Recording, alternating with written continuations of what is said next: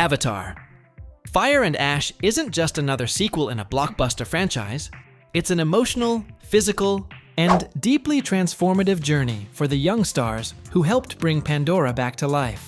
When Jack Champion, Trinity Bliss, and Bailey Bass sat down with Denny Directo for an exclusive conversation, what unfolded was not a standard press interview, but a raw, heartfelt reflection on what it truly takes to survive and grow inside.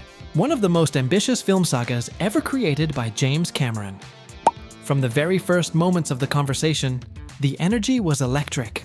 There was still a visible afterglow on their faces, the kind that only comes from watching months, even years, of hard work finally materialize on the big screen. The cast admitted that even seeing the finished film felt overwhelming. As performers, they explained, the experience is so layered that a single viewing barely scratches the surface. Every frame is packed with detail, emotion, and movement, making it impossible to absorb everything at once. It's the kind of film that demands to be watched again and again, not just for spectacle, but for feeling. They described how James Cameron's worlds don't just exist on screen, they linger. The emotions don't shut off when the credits roll. Instead, they churn inside you, almost like the soul itself is still processing what it's just witnessed. One of them confessed that leaving the theater felt like stepping out of a blur, as if the entire journey had passed too quickly despite its epic scale. That sensation, they believe, is exactly why audiences keep returning to the Avatar Saga. There's always something new to discover. A look, a movement, a quiet emotional beat hiding in plain sight. For these young actors, being part of one of the biggest box office franchises in movie history could have been intimidating. But instead of pressure, they felt freedom. Performance capture, they explained, unlocks a kind of creativity that traditional filmmaking rarely allows. Without worrying about camera angles, lighting changes, or even the setting sun, they were free to imagine completely. Props and minimal physical cues grounded them just enough, while James Cameron guided their emotional performances with precision and trust. That balance, imagination paired with discipline, became one of the most rewarding aspects of the experience. What stood out most was how collaborative the entire process felt. Despite working alongside legends like Sigourney Weaver, hierarchy seemed to disappear on set. Everyone was learning together, struggling together, and quite literally treading water together. The cast laughed as they recalled the physical demands, hours submerged, repeated takes, and scenes that required absolute trust in one another. In those moments, it didn't matter who had decades of experience and who was just starting out. What mattered was survival, teamwork, and staying present. The long gaps between films also shaped their lives in unexpected ways. This wasn't a project that came and went in a single year. It unfolded across formative periods of their youth, influencing who they became both personally and professionally. One actor admitted that at the beginning, they didn't fully grasp how legendary the experience was. Being young, it all felt normal, but with time came perspective. Now every moment feels precious, something to be absorbed, cherished, and remembered. Professionally, the growth was just as intense.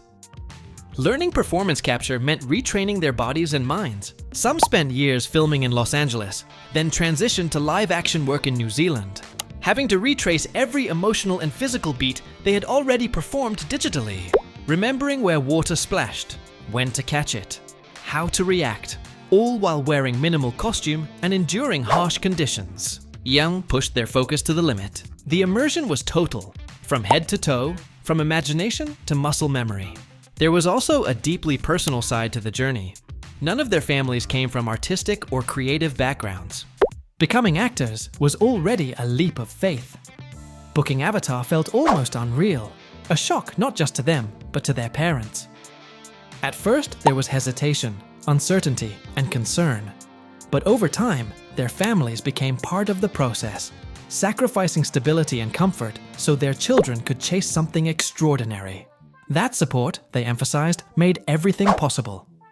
As the conversation shifted, Denny Directo asked about unexpected superfans, those surprising Hollywood names who revealed their love for Avatar.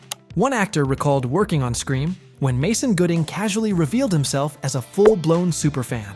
Rattling off details even the cast didn't know, it was a reminder that these films aren't just blockbusters. They're sacred texts for movie lovers, cinephiles who grew up inspired by James Cameron's vision. Another unforgettable moment came when Sam Smith reportedly offered to paint themselves blue and attend the premiere as a Na'vi. The room erupted with laughter, but the sentiment stuck. Then came the reveal that Anya Taylor-Joy had openly expressed her desire to join the franchise. The cast lit up at the thought, praising her versatility, emotional depth, and ability to balance drama with action.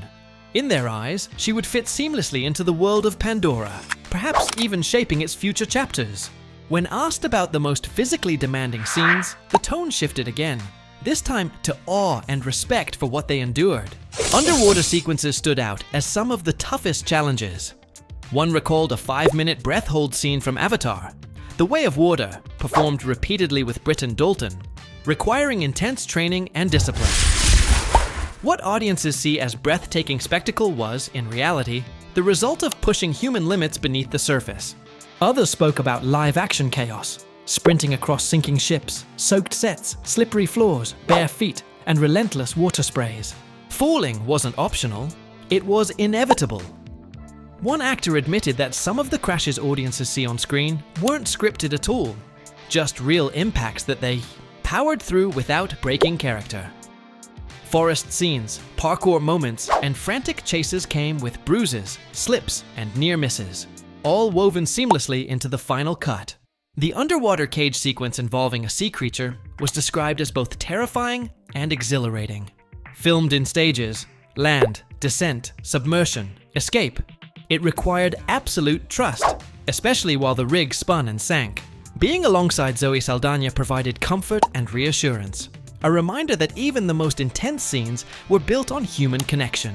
Despite the fear, they all agreed it was one of the juiciest, most rewarding moments in the story. By the end of the conversation, it was clear that Avatar, Fire and Ash is more than a film. It's a rite of passage, a test of endurance, a masterclass in imagination and collaboration. Watching the behind-the-scenes documentaries only deepened that appreciation, revealing the months of preparation by crew members long before actors ever stepped onto set. Every detail, every movement, every breath underwater was earned. For these young stars, being part of the Avatar Saga didn't just shape their careers, it reshaped their identities. And as audiences return to Pandora once again, what they'll see on screen is not just visual magic, but years of growth, fear, courage, and heart captured in motion.